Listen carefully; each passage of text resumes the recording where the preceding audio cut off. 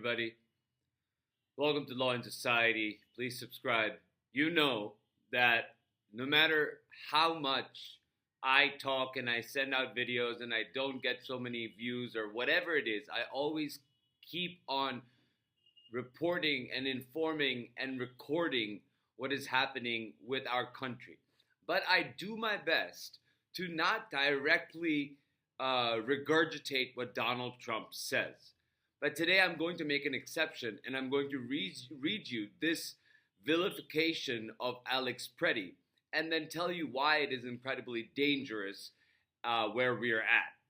So, Donald Trump wrote on Truth Social, agitator and perhaps insurrectionist, Alex Pretti's stock has gone way down with the just released video of him screaming and spitting in the face of a very calm and under control ICE officer, and then crazily kicking in a new and very expensive government vehicle, so hard and violent in fact that the tail light broke off in pieces.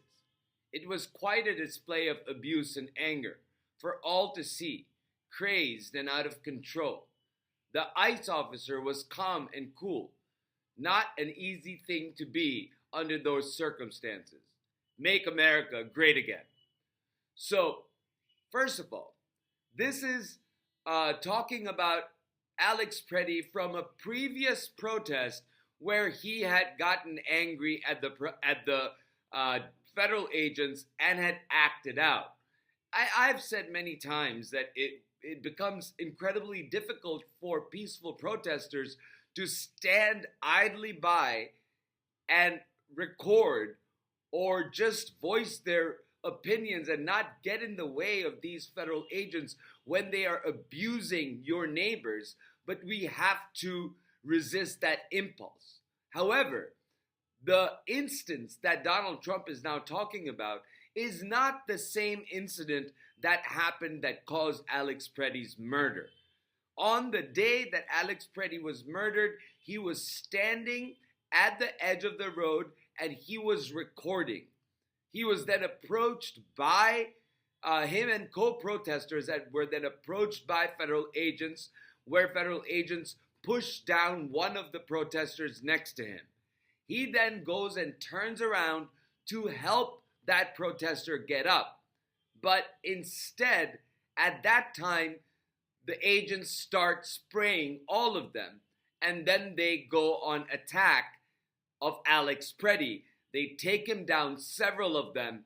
They pepper spray him, bring him to the ground, where he's in a prone position with his knees and elbows in the ground, resisting not being smashed to the ground.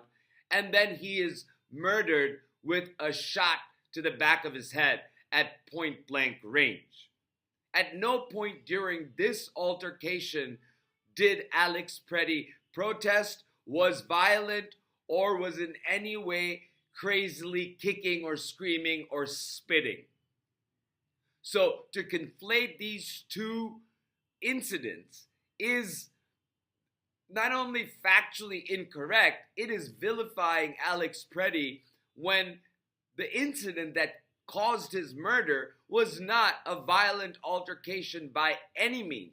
In fact, Alex Pretti had learned his lesson, it seemed, and he was quietly standing and recording what was happening.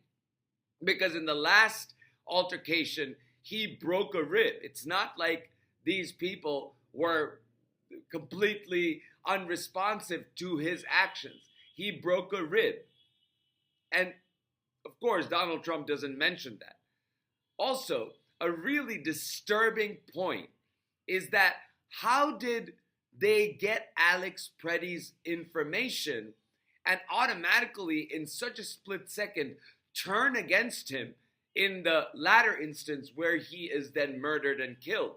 It is very likely that one of those agents used facial recognition and linked it to a database that targeted and already registered Alex Pretti as somebody who is a protester and therefore a domestic terrorist under Donald Trump's NSPM 7, National Security Memoranda 7. So it is a dangerous place where I think that the government is now using the surveillance state to go after protesters and using instances of times where they have impulsively reacted to the overzealous and brutal practices of ICE. And they are keeping those databases in order to use them to further brutalize the same people if they come out to protest. And even if they are peacefully protesting, they use previous instances of their actions as an excuse to go double down on these protesters. It is an incredibly disturbing development. And we need to know about it, and we need to tell Donald Trump to go fuck himself. Thank you for listening, and I'll talk to you soon.